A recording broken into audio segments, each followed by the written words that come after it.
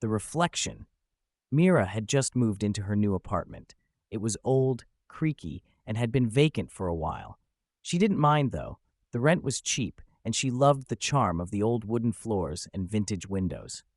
One evening, after a long day of unpacking, she noticed a large, ornate mirror in the hallway. It had come with the apartment, and its intricate golden frame added a touch of elegance.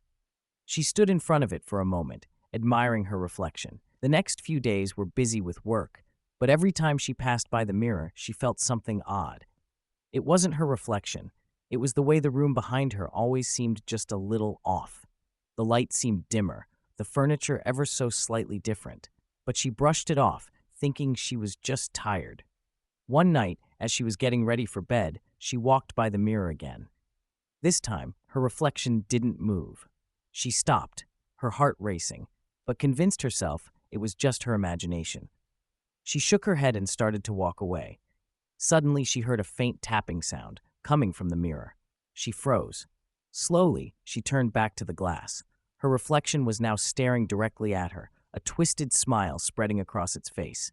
Then, it raised a hand and waved. Mira screamed and backed away, her body trembling. But as she looked into the mirror again, her reflection had returned to normal, matching her every move. Shaken, she covered the mirror with a sheet and went to bed, her heart pounding in her chest. That night, she dreamt of being trapped inside the mirror, watching herself walk around her apartment with that same eerie smile, her reflection living a life of its own.